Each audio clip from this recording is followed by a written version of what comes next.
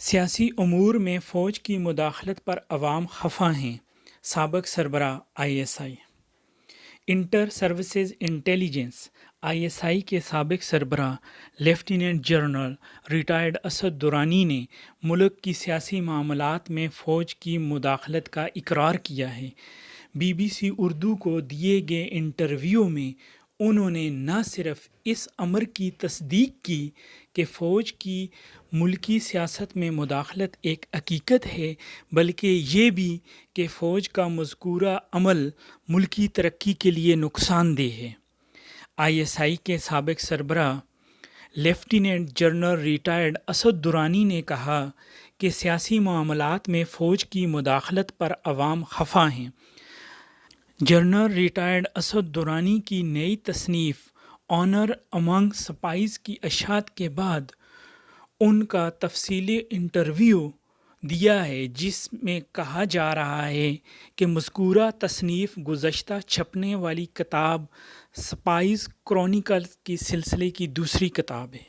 ISI کے سابق سربراہ نے کہا کہ فوج کی مداخلت ہونے یا نہ ہونے سے متعلق بحث کسی سمت نہیں بیٹھی۔ ISI کے سربراہ نے تاریخی حوالے پیش کرتے ہوئے کہا کہ ایوب نے ذوالفقار علی بھٹو، ضیاء الحق کے بعد بے نظیر بھٹو، مشرف کے بعد پیپل پارٹی اور مسلم لیگ نون جماعتیں باہر سے واپس آ کر دوبارہ منتخب ہوئیں، جس کا مطلب ہوا کہ جن سیاسی جماعتوں کو باہر رکھنے کی کوشش کی گئی وہ دوبارہ سیاست کے میدان میں نظر آئیں۔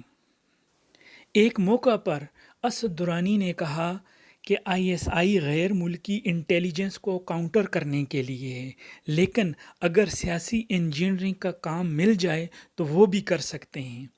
لیکن جس کسی سیاسی معاملے میں فوج نہیں ہوتی، تب بھی ایسا لگتا ہے کہ فوج کا کوئی کردار ہے۔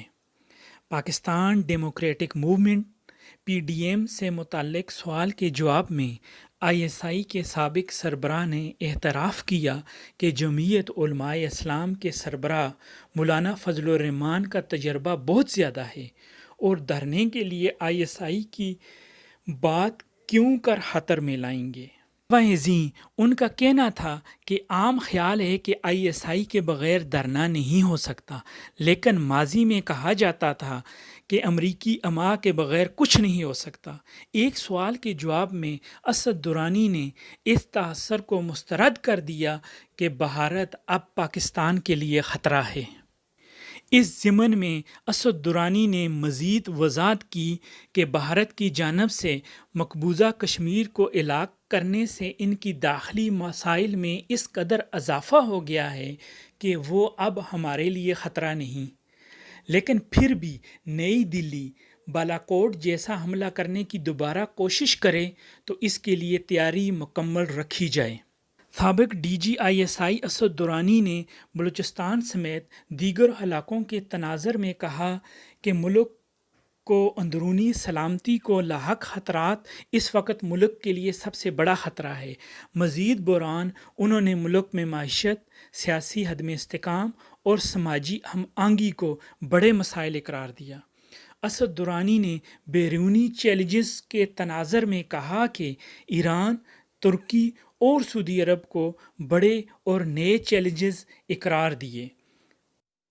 واضح رہے کہ اس سے قبل lieutenant general retired Asad Durrani اور بھارت راگ کے سابق سربراہ AS دولت کی جانب سے مشترکہ طور پر تحریر کردہ کتاب دی سپائز کرونیکل کی اشاعت کی گئی تھی، جس میں کئی متنازع موضوعات پر بات کی گئی تھی۔